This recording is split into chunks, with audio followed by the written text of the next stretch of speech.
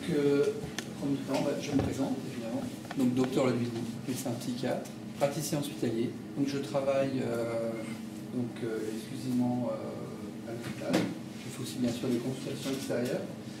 Donc, je suis dans une position particulière où souvent j'accueille les confrères un petit peu en situation, souvent en bout de course, c'est en fin de chaîne. Donc c'est une position un peu particulière. Donc c'est en général dans des situations graves. Et bon, quand on m'a demandé de parler un peu d'attitude d'écoutant, évidemment, je suis obligé de partir un peu de mon point de vue et puis d'essayer de dégager un peu les éléments de l'expérience clinique. J'ai eu l'occasion de rencontrer pas mal de confrères dans des situations difficiles et essayer de dégager quelques éléments de spécificité par rapport à cette rencontre pour essayer de vous donner peut-être les éléments les plus importants, on va dire les grosses ficelles un petit peu pour permettre d'aborder peut-être ce type de situation de façon peut-être plus sereine, en sachant que finalement il s'agit toujours d'une question de disponibilité, et ça c'est pas toujours facile d'obtenir cet état intérieur, à se dire que le moment le plus important de notre vie, eh bien c'est là, c'est maintenant, c'est au moment où je vous parle. Et il va falloir se recentrer à ce moment-là sur la salle où on se retrouve, la salle où on va rencontrer la personne, se recentrer exactement là où on est, c'est-à-dire dans son corps, sur sa chaise. On va ouvrir ses oreilles et on va utiliser effectivement ce qui est entre ces deux oreilles pour essayer d'accueillir cette personne, qui n'est pas effectivement n'importe quelle personne, puisqu'il s'agit d'un confrère. Donc forcément, on va être dans des positions particulières. On va probablement être au départ un petit peu sur la défensive, on pourra même être un petit peu apeuré, parce qu'on se dit qu'est-ce qui m'arrive là, quelle responsabilité j'endosse, qu'est-ce qui va se passer, qu'est-ce qui va advenir.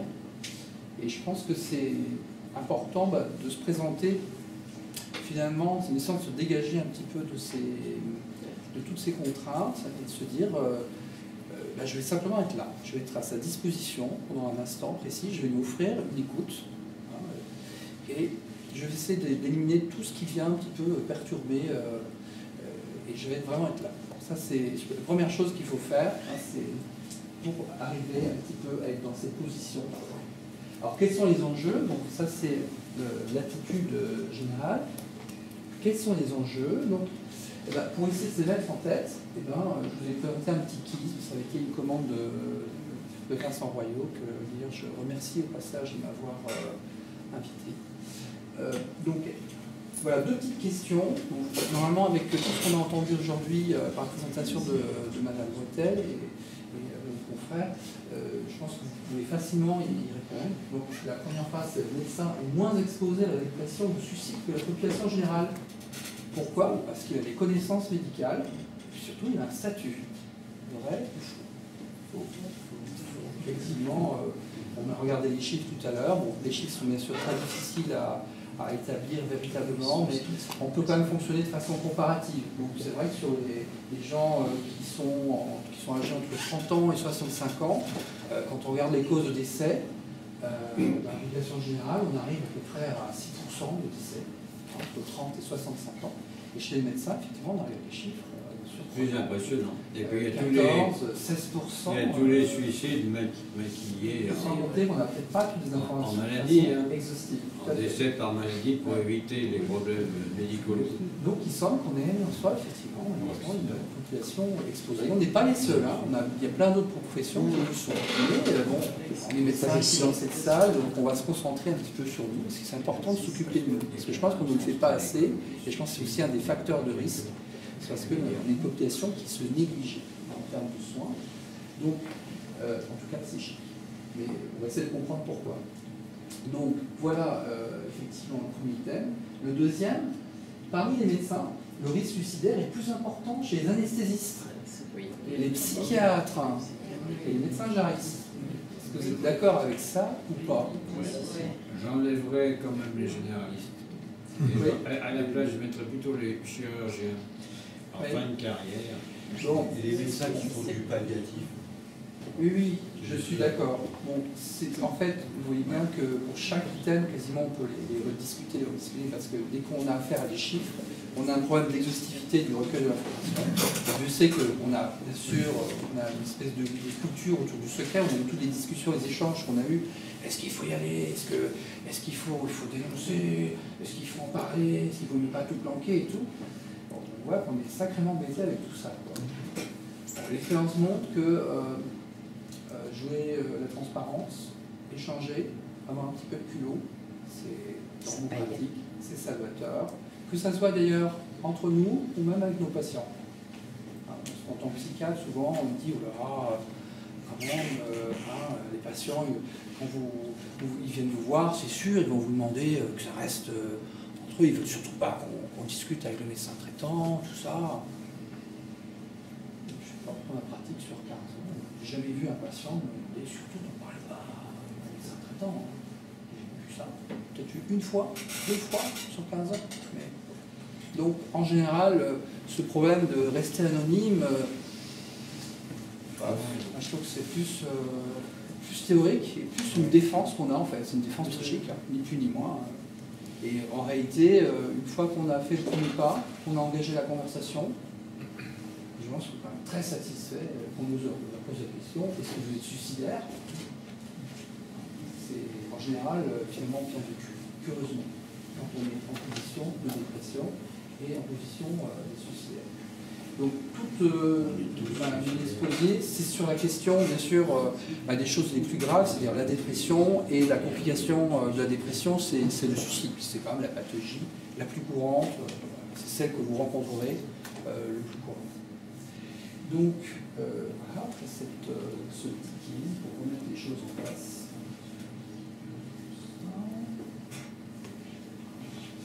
Alors, voilà, c'est ce qu'on dit, hein, c'est le cordonnier le plus mal chaussé. On est prisonnier, je pense, de pas mal de choses. Hein, lorsqu'on est en situation déprimée et suicidaire, eh ben, on est victime de notre fonctionnement mental. Et c'est un peu à travers cette étude qu'on va faire ensemble, puisqu'au fond, on va s'étudier ensemble, on va s'introspecter un petit peu pour effectivement connaître quels sont les facteurs de résistance, nos défenses, et c'est à partir de là qu'on va peut-être mieux comprendre ce qui se passe, quels sont les enjeux, et essayer un petit peu progresser par rapport à ce positionnement particulier qui est l'écoutant du confrère en souffrance. Donc on est effectivement assez surmuique de base, hein, et on souffre, je pense, de cette espèce de syndrome, moi j'ai appelé syndrome d'autosuffisance, mais qu'on peut retrouver dans la littérature. On est aussi prisonnier de phrases comme ça qui existent depuis la nuit des temps. Hein, le médecin, soigne-toi toi-même, démerde-toi toi-même avec ta dépression, tes problèmes. Hein. Et donc, ça fait de sacrés remparts psychiques. Et c'est ça qui va nous empêcher de demander de l'aide, c'est ça qui va nous mettre en difficulté. Et parce qu'on se dit, oui, je suis très bien pressé de benzo, je suis bien pressé un antidépresseur, c'est technique, tout seul dans mon coin, je t'entends. Et on se sent parfois un petit peu dans un sens. Je vais fonctionner en autonomie, j'ai toujours travaillé tout seul, voilà, bien sûr, j'ai fait mes études comme les autres, mais bon, voilà, je suis capable de me débrouiller seul, j'ai affronté beaucoup de choses, j'ai passé tous mes examens, j'ai passé mes mémoires, ma thèse, j'ai passé tous les étapes, tous les obstacles. Pourquoi pas un moment de réfléchissement personnel. Je me débrouille tout ça. Donc, tout ça fait que on a beaucoup de mal à demander. Alors après, les autres obstacles, c'est effectivement, en général, le sentiment de gêne, la culpabilité, la honte par rapport à cette position. Évidemment, dans le cas de la pathologie mentale, quand il s'agit d'une jambe cassée, ça va encore.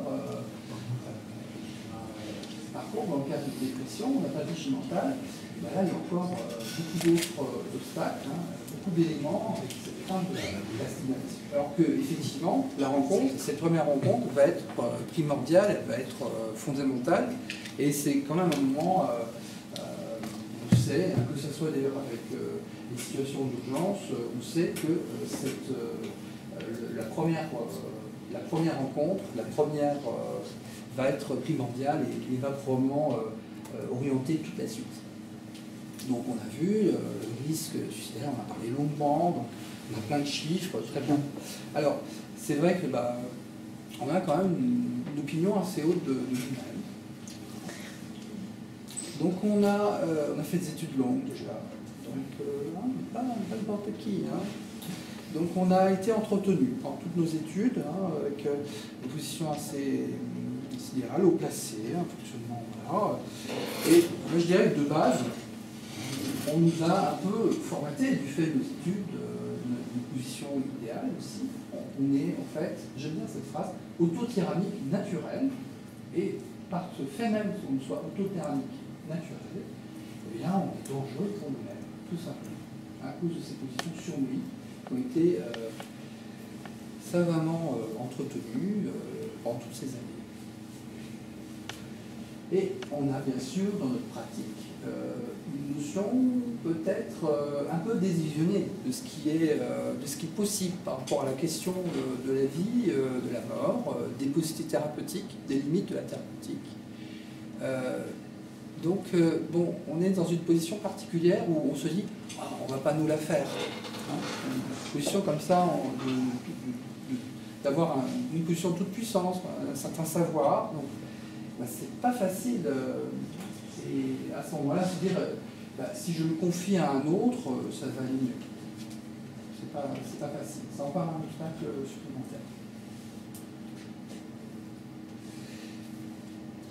Alors, notre première rencontre, rappelez-vous, avec notre premier patient, très souvent, en médecine, c'est le cadavre. Rappelez-vous, vos séances de dissection, ça a été notre première rencontre avec la mort. Notre premier repère clinique, presque avec le premier patient, c'est le corps mort. Premier repère. Le corps mort, c'est aussi un terme marin. Donc c'est notre premier repérage, c'est le corps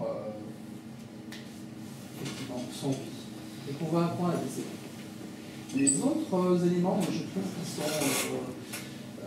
c'est effectivement le rapport particulier avec nos maîtres, chers maîtres, et avec la problématique du mandarina, qui, à mon avis, ne nous aide pas, parce que ça crée, ça augmente encore cette position surmunique particulière, et ça va encore aiguiser cette position d'idéal de nous-mêmes. Alors, bien sûr, je fais aussi allusion à une forme de... Enfin, en tout cas, une autre génération encore, puisqu'après, les choses se sont quand même un peu améliorées. Et d'ailleurs, c'est un souci en termes de prévention, je vais essayer d'en parler tout à l'heure. Donc, on a cette idée que devenir médecin, c'est forcément passé par des obstacles qui sont des rapports parfois pas très clairs, dans les rapports de travail, des rapports de maître-esclave, dans une position où, pour devenir médecin, on doit passer par des étapes de souffrance. Donc, ça vient un petit peu aiguiser des positions sadomasochistes qui sont là à l'intérieur de nous, comme tout à chacun. Mais on est obligé de passer comme ça, semble-t-il. Bon, heureusement, tout ça a changé. Peut-être ce que je vous raconte là sont des caricatures, mais c'est pour poser des repères, pour vous donner comme ça des mouvements, vous mettre un petit peu sur la voie de ce qui peut se passer dans la tête d'un médecin lorsqu'il va être dans une situation de stress intense et il va être confronté à toutes ces positions surmuniques qui sont à ce moment-là catastrophiques, surtout lorsque le médecin va rencontrer une période de dépression, parce qu'il va être encore plus tyrannique. Il va en quelque sorte se dire mais dans mon fonctionnement, je devrais fonctionner comme ça et je devrais en faire ça. Et là, je ne peux plus. Donc, il se sent tout petit, une impression de petitesse. Il regarde un point qui est très haut et il n'arrive plus à l'atteindre, cette position idéale en fonctionnement, qui est devenu persécuteur. Et c'est à ce moment-là qu'il y a un passage à l'acte possible. Voilà, on a parlé de tout ça déjà. Voilà. Donc, et puis il y a cette position aussi que, oui, dans notre profession, on est tourné vers la vie et une forme de combat, du moins de repousser les limites de la question de la mort. Alors, tout en sachant que, au fond, la mort reste quand même un événement inéluctable, à plus ou moins long terme. Néanmoins, on est là pour essayer de repousser cette échéance. Donc on est dans ce positionnement particulier qui fait qu'effectivement, eh bien, le médecin a ce rapport particulier avec la pulsion de mort. La pulsion de vie aussi, attention, on est deux vents ensemble. Hein. Mais il y a un rapport là qui est particulier. Alors, souvent, lors des premières rencontres, ce qu'on voit en pratique avec les confrères, mais aussi avec les patients, parce qu'au fond, le médecin qui s'adresse à nous reste à ce moment-là, il est en position de patient.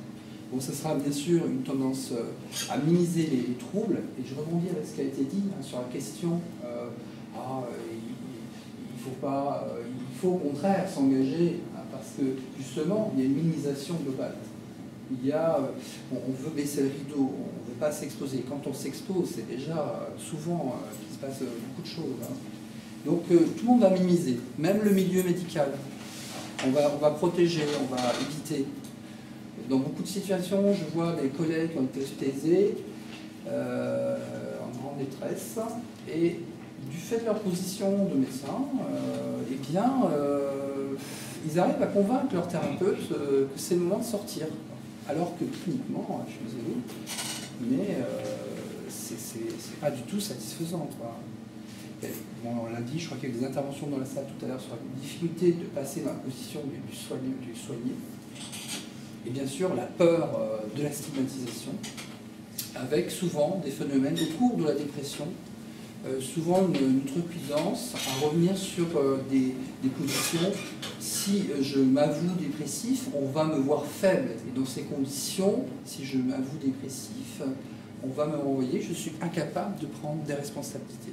Donc ça, c'est souvent toute une série d'idées comme ça, très négatives, qui correspondent aussi à la position dépressive.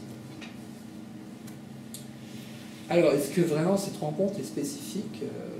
Bon, encore, évidemment, dans la position que je suis, c'est en général les demandes d'hospitalisation. Bon, moi, je trouve qu'il n'y a pas, effectivement, les collègues médecins, ils ont très peu d'interlocuteurs. Hein. Encore une fois, ça a le coup d'aller vers eux. En général, on ne fait qu'améliorer les choses. Je ne vois pas, moi, en pratique courante, que ça soit avec les collègues médecins ou même avec les patients, hein, on n'aggrave pas les choses en allant à la rencontre. Ça, c'est évident. Au contraire. Au contraire. En fait, j'ai l'impression que cette résistance-là, elle vient plus du bien portant, en fait, hein, qui va fonctionner avec, bah oui, là, je suis bien, pourquoi je vais bien m'exposer. Mais quand on est mal et qu'on est déprimé, voire suicidaire, bah, c'est pas sympa d'avoir quelqu'un qui nous tend la main, qui nous pose carrément la question, est-ce que vous êtes suicidaire? Ça fait du bien d'entendre cette question. Donc voilà, bien sûr, la mise en confiance, c'est absolument fondamental, et c'est là-dessus que l'édifice thérapeutique va se reposer. Bon, voilà, c'est vrai qu'on a affaire à des collègues, donc souvent, le problème du lexique n'est pas compliqué.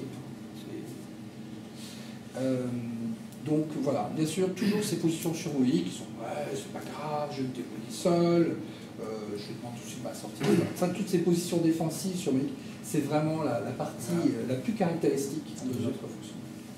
À propos de la phrase « c'est pas grave », j'ai appris quelque chose, moi, au moment de notre formation à l'écoute. Quand un médecin nous appelle, il ne faut jamais dire « c'est pas grave », c'est pas grave. Jamais. On peut toujours dire au contraire, c'est grave, mais on va s'occuper de vous.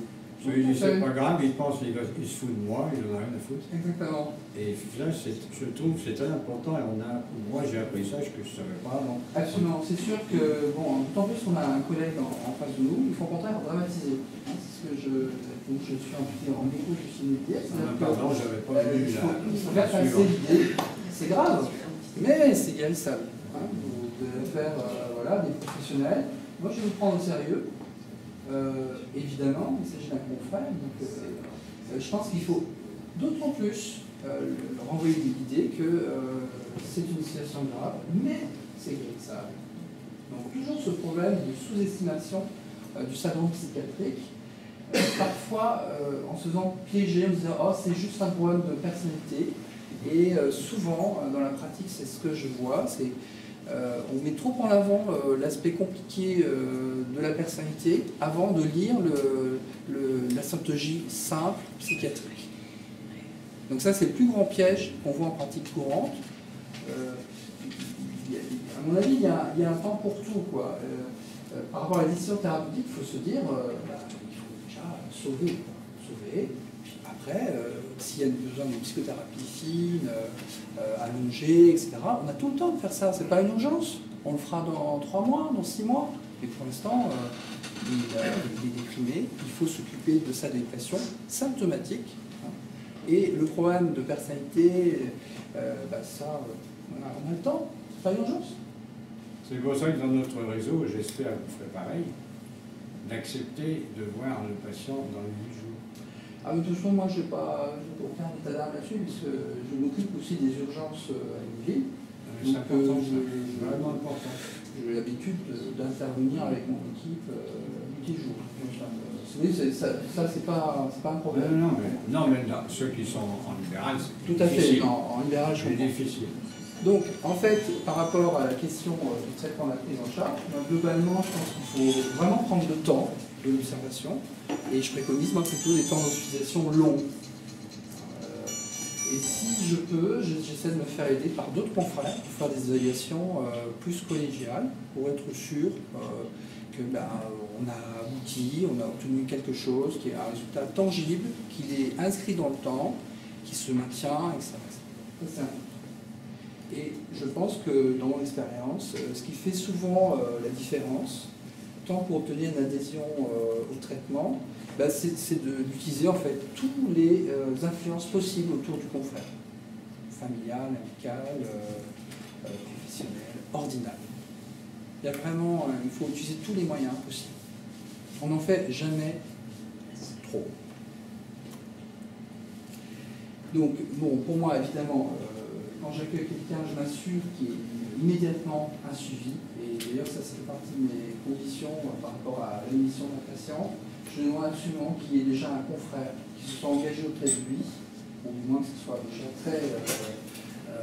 très programmé, sur son lieu d'origine. C'est important qu'il y ait un psychothérapeute, un psychiatre ou un psychologue à proximité. Alors, on ne va pas traverser 2 départements pour faire des soins réguliers, faire même une séance par semaine. S'il faut faire 150 km, ça ne marche pas. C'est garanti d'avance. Donc ça, c'est des choses simples. Il faut qu'il y ait un thérapeute de proximité. Ça ne veut pas dire qu'il ne peut pas être pris en charge d'une hospitalisation dans votre département. Et ça, c'est la chose la plus importante. Alors, on disait, oui, le travail, c'est une source de plaisir. Alors, tomber malade, est-ce que c'est nécessairement tout péjoratif par rapport à notre métier? Eh bien non. Dans mon expérience, les collègues qui tombent malades, qui sont dépressifs, qui ont fait des tentatives de suicide, quand ils reprennent leur activité professionnelle, ils vont beaucoup mieux, eh bien, ils sont, à mon avis, bien plus performants, bien plus empathiques, et ils ont développé, en fait, quelque chose qu'ils ne connaissaient pas suffisamment. Hein. Donc, il ne faut pas y voir forcément un caractère péjoratif. Faire une dépression, c'est parfois la porte ouverte, la découverte de certaines choses qu'on avait peut-être négligées auparavant. Alors bien sûr, il faut développer cet aspect compassionnel en sachant que nos études nous apprennent à le faire à l'égard de nos patients, mais pas suffisamment entre nous. Ça, c'est quand même quelque chose de fondamental. Et nos maîtres ne nous ont pas beaucoup aidés pour ça. Hein. Alors, le problème, c'est que, effectivement, il faudrait, parmi les études qu'on a sur les étudiants en médecine, on se rend compte qu'il y a aussi un pourcentage extrêmement fréquent de dépression dès la formation. Donc, je pense qu'il faut être préventif, déjà, puisque on est tous issus d'un cursus d'études longs, difficiles, etc. Donc, moi, je pense que pour travailler sur la question du suicide et la dépression, ça doit se faire dès le début de nos études. Et il faut travailler, il faut développer les qualités d'insight.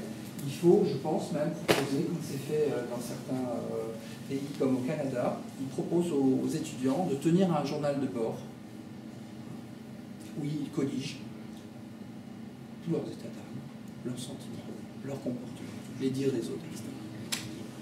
Parce que je pense que ce qui n'est pas assez dit par nos maîtres, parce qu'on cultive cette idée que le médecin il est inaltérable, solide, il travaille nuit et jour, il faut que nos maîtres disent à leurs étudiants, mais si vous avez le droit d'être fatigué et de vous arrêter. Hein.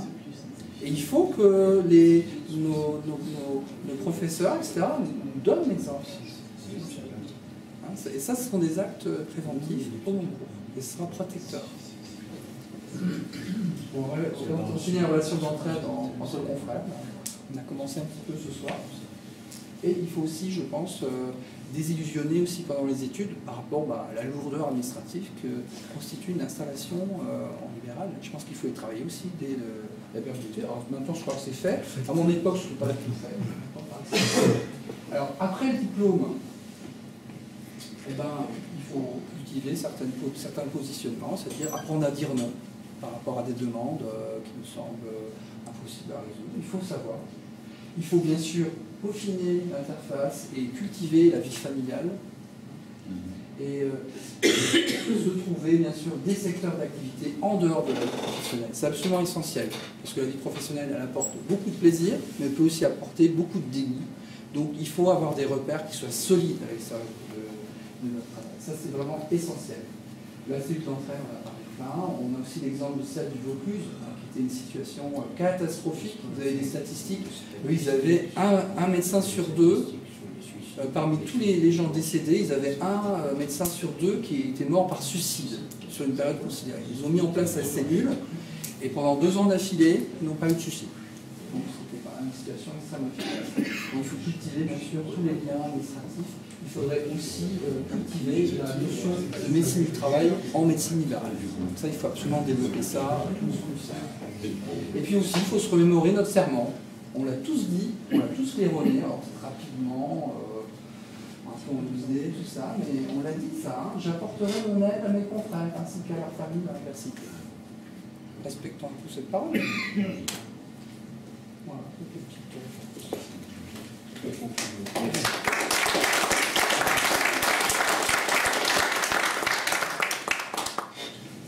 Des questions? Oui. Oui. Moi, j'avais une remarque à faire et un témoignage, c'est que j'ai fait un burn-out à un moment donné et je l'ai découvert dans une formation que j'animais sur les relations difficiles médecin-patient, en me disant, comme je vais faire passer l'échelle de Maslar à tous les médecins que je vais former, je vais peut-être la passer moi-même pour voir comment ça marche. En fait, j'étais absolument complètement dans le rouge, donc en burn-out professionnel. Je pense que parler de déni, de trucs et de machin, je pense pas que j'étais dans le déni, mais ce qui se passe, c'est qu'on ne peut pas juger soi-même de l'intensité des troubles qu'on a. C'est-à-dire que je savais bien que j'étais trop fatiguée, que c'était trop, que ça allait plus, mais par contre, j'avais absolument... Enfin, ça a été une surprise immense pour moi de me retrouver dans le rouge sur les 3 échelles de Maslar. Et je trouve que les échelles de dépression et les échelles de burn-out peuvent être intéressants parce que justement ça permet à quelqu'un aussi de s'autoriser à considérer qu'on est dans les troubles. C'est-à-dire qu'il y a une échelle internationale qui dit que là, c'est complètement dans le rouge, c'est pas dans le vert, et c'est pas encore moins dans la normalité.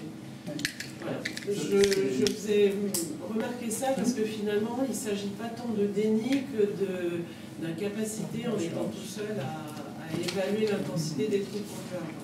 Et peut-être le fait de ne pas s'autoriser à arrêter ou à se calmer. Ah, c'est sûr que c'est de gageure. Hein. Demander à un cerveau d'auto-examiner le cerveau qui supporte la pensée, c'est vrai qu'on est dans une situation quasiment impossible. Quoi.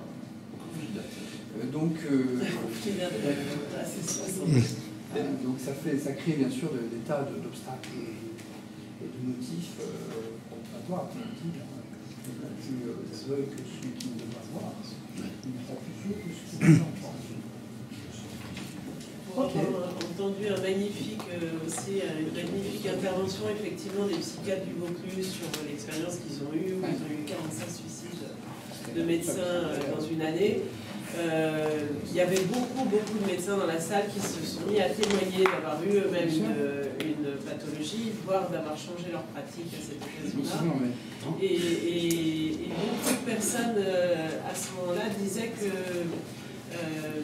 oui, que ça avait été très, très long et très difficile d'accepter complètement de se faire soigner. Et quand vous parliez d'hospitalisation longue ou de traitement long, j'ai l'intuition que très certainement les médecins viennent dans des dépressions plus sévères, et dans l'expérience que j'ai eue en tant que psychiatre, j'ai eu effectivement, les médecins que j'ai soignés étaient dans une intensité de dépression, de burn-out, qui est souvent plus importante que la majorité des patientes. Moi, je suis mal placé puisque encore une fois, je les accueille en bout de course, alors forcément j'ai des tableaux très... 30 à 40% selon les statistiques des médecins font un épuisement professionnel un jour ou l'autre. Mais les pourcentages pendant les études de médecine ils sont absolument hallucinants. C'est entre 5 et 15% de nos étudiants en médecine vont faire un épisode dépressif. Et vous l'avez bien dit tout à l'heure, préserver la famille. C'est-à-dire éviter de parler de médecine en famille. Oui, ça fait partie de la prévention générale, c'est-à-dire que nous sommes médecins, mais nous sommes aussi des hommes, des femmes. Il faut absolument développer la vie en dehors de la vie professionnelle. Ça, c'est vraiment un facteur protecteur. Il faut y travailler. Mais moi, je voulais juste revenir sur certaines choses. On a tous eu ces expériences-là, mais les choses changent quand même par rapport à la représentation. Moi, quand je me suis installé, mon prédécesseur m'a dit, surtout Paolo, il ne faut jamais montrer que tu es fatigué, tu es un cheval sur... Et en fin de compte, maintenant que je suis passé du côté professoral, donc de former les jeunes, effectivement, c'est de voir qu'on est de chair et d'os comme tout le monde, qui leur fait passer en début de cursus, je confirme, il y a vraiment beaucoup de gens qui sont en état de dépression. Certains arrivent même en fin de cursus en se posant la question s'ils ont bien choisi leur métier et se reposent la question. Et de les revaloriser en voyant que nous aussi on a nos limites et qu'on est fatigué, que demain si on a à reprendre la consultation parce qu'on s'est couché tard aujourd'hui, je pense d'être vrai avec soi-même, je pense que ça nous aide nous-mêmes et ça aide aussi l'image qu'on renvoie aux gens que l'on forme. C'est important de faire passer ce message-là à nos jeunes. Vous avez le droit d'être fatigué, vous avez le droit de vous reposer, vous avez le droit d'arrêter, vous avez le droit de refuser aussi de faire certaines choses. Ça, c'est important que ça soit dit. Rassurez-vous, chasser le naturel, il revient au galop. Vous pouvez toujours le dire, mais vous verrez la force, parce que quand on s'engage en médecine, il y a des positions sur nous tellement développées que vous aurez beau dire cool, oh là, on va prendre notre temps, c'est pas si grave. Et ça revient au galop, je vous garantis. On en tient beaucoup de choses. Je pense, pour intervenir sur votre intervention à vous, je pense que votre prédécesseur vous disait ça, en fait, concernant votre attitude envers les patients. Oui, mais... Voilà, c'est pas la même chose, l'attitude envers les patients. C'est sûr qu'envers les patients, pour le patient, le médecin doit toujours être en bonne santé. Le médecin ne doit pas être malade. Malheureusement, il l'est parfois, mais il ne comprend pas le patient. Moi, je vois quand je suis tombé malade, j'ai perdu la moitié de ma patientèle. En un an, j'ai perdu la moitié de ma patientèle. Non pas qu'ils disaient, mais docteur, vous comprenez, on est désolé pour vous, mais on peut plus. On n'a pas le droit d'être malade. C'est clair. C'est sûr, vis-à-vis des patients. Je vous remercie de vos interventions. Vous avez pu rencontrer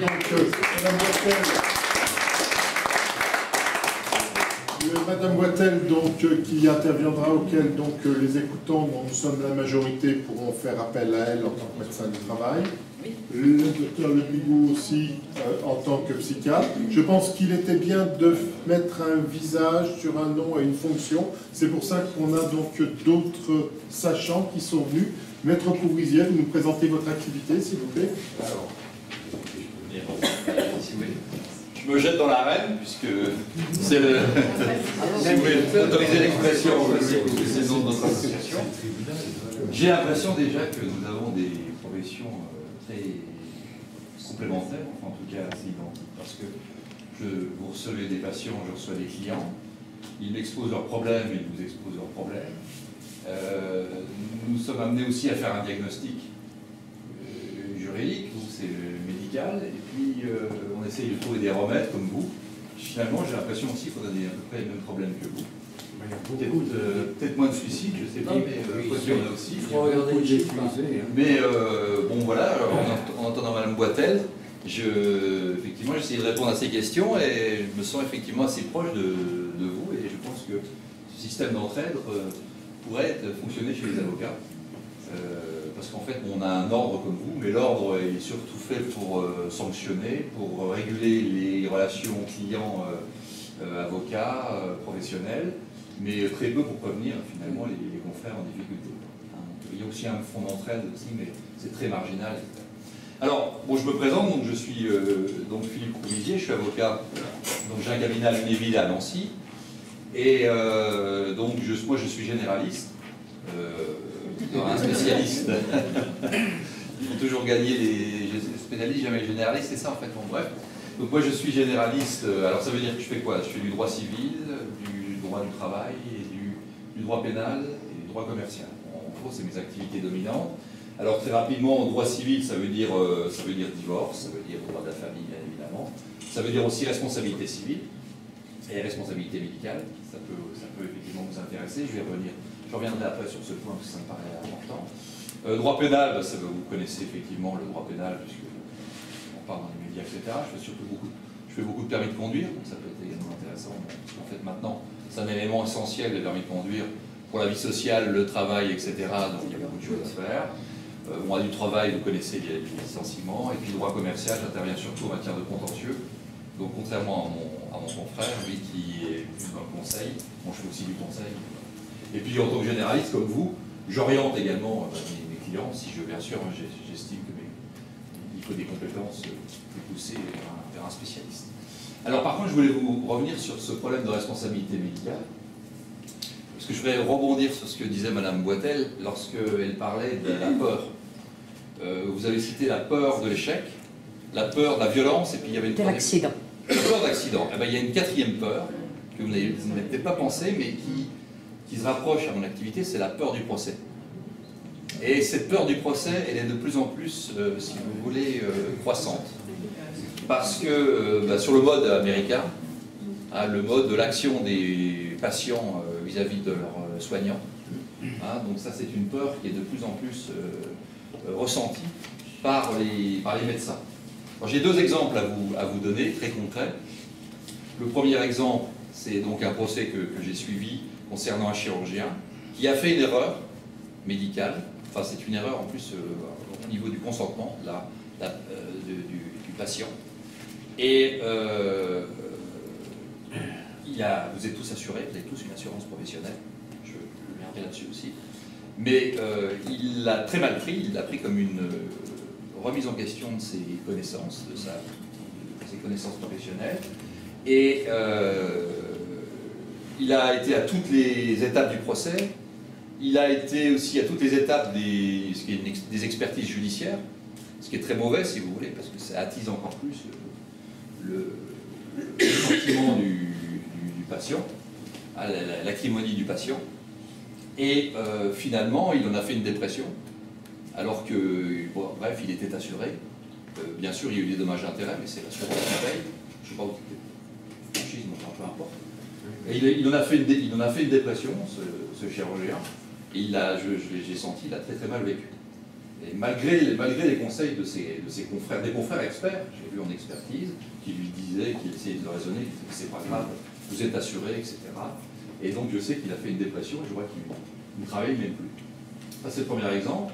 Et puis le deuxième exemple, vous vouliez peut-être intervenir, mais... Oui, non, mais allez-y, je voulais simplement dire deux petites choses.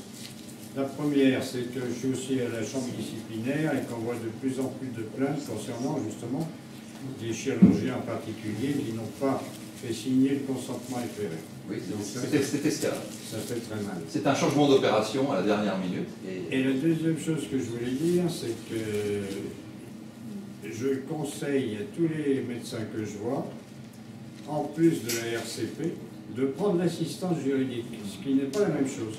Parce que l'assistance juridique égale avocat gratuit, enfin il est payé par... Mais ça ne coûte pas tellement plus cher, ça coûte, je crois, 50 à 100 euros par an d'avoir une assistance juridique en plus de la RCP.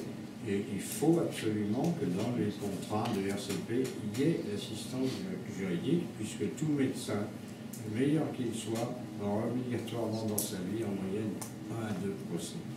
Complètement ridicule la plupart du temps. S'il faut se démerder tout seul, je peux vous dire que ça fait ça de papier. J'allais y arriver justement. Exactement, vous allez dans le sens de mon développement. Et mon deuxième exemple, voilà exactement. Et le deuxième exemple que j'ai, c'est un exemple personnel qui m'a beaucoup touché, parce que c'est un médecin généraliste qui s'est suicidé donc, en octobre 2014, donc il y a 6 mois, qui habitait sur Nancy mais qui exerçait à Yutz, que je connaissais très bien parce qu'on a fait nos études ensemble. Il s'est suicidé à 53 ans. Donc en fait il était à la fac de droit, moi j'étais à la fac de droit, il était à la fac de médecine en même temps, etc. Il organisait des fêtes de médecine, donc c'était quelqu'un, vous savez, très moteur, très jovial, etc. Et en fait il a exercé en médecin généraliste, et ensuite il est dans une sorte de groupement de médecins, etc. Et je pense à lui parce que il est tombé en dépression, donc il ne peut même plus travailler. Bon, finalement il s'est malheureusement suicidé. Et il parlait effectivement il avait une sorte de phobie après de la plainte du patient. Et en fait, il a un de ses confrères, un de ses associés, qui était poursuivi en justice par une patiente qu'il estimait à tort. Peut-être lui aussi, j'en sais rien. Enfin bon, bref, il m'en parlait souvent. Il disait qu'effectivement, il n'avait plus confiance dans la médecine, il n'avait plus confiance dans les relations qu'il avait avec ses patients, tellement il craignait effectivement l'alternative judiciaire. Je ne pense pas que ce soit la cause même de son suicide, je pense que c'est beaucoup plus complexe, il y a beaucoup de causes, mais chaque fois que je le voyais, on en discutait, et il me parlait effectivement de cette phobie. Alors, pour rebondir, rassurez-vous, parce qu'on va terminer je terminerai sur une note quand même optimiste. Effectivement, vous avez une assurance professionnelle, vous avez, il faut effectivement, je pense, souscrire une protection juridique, une assistance juridique, et je ne sais pas, vous savez peut-être pas, mais il y a une norme européenne, si vous voulez, qui dit que même si vous avez une protection juridique, vous avez libre choix d'avocat. Voilà, donc voilà. Donc vous êtes couvert effectivement pour des risques d'ordre professionnel, donc ça vous libère effectivement aussi de ce poids. Ça ne vous autorise pas à faire n'importe quoi bien évidemment, mais voilà. Mais enfin en tout cas vous avez cette assurance, et puis vous avez aussi il y a différentes, je crois que vous avez le sous-médical, vous avez la... Oui, exactement, par exemple... Vous avez la Médicale de France, je crois, puis Allianz, enfin d'autres compagnies. La Médicale de France, il vaut mieux éviter. Par contre, je ne sais pas, mais bon, la MASSF... C'est sous-médical, moi j'ai eu un procès une fois, là. Eh bien, il me disait, on a deux avocats sur Lyon, maintenant si vous voulez en choisir un autre, vous prenez. Voilà. Je pense qu'ils doivent donner une somme forfaitaire, non? Je sais pas. Alors en fait, si vous voulez, ça dépend des assurances et de leurs conditions. Ils ont tous des conditions avec des barèmes. Mais en général, si vous voulez, ça se passe comme ça. Si vous n'avez pas d'avocat, si vous ne choisissez pas d'avocat, l'assurance vous en désigne un. Et en général, l'avocat est rémunéré directement. Et si au contraire, vous avez un avocat, vous pouvez écrire à si vous pouvez choisir votre avocat, vous avez libre choix d'avocat, vous écrivez à votre assurance. Et alors, selon leurs conditions, c'est soit ils vous remboursent sur facture acquittée, soit ils avancent les frais effectivement du procès dans la limite de leur barème. Alors, s'il y a des assurances qui sont plus généreuses que d'autres, ça dépend des barèmes, etc. Parce qu'à la chambre disciplinaire, maintenant, tous les médecins viennent accompagner. Oui. Il faut bien les faire vivre, les avocats. Non, mais il y a aussi, vous savez, on a un secteur assisté, qui devient de plus en plus important.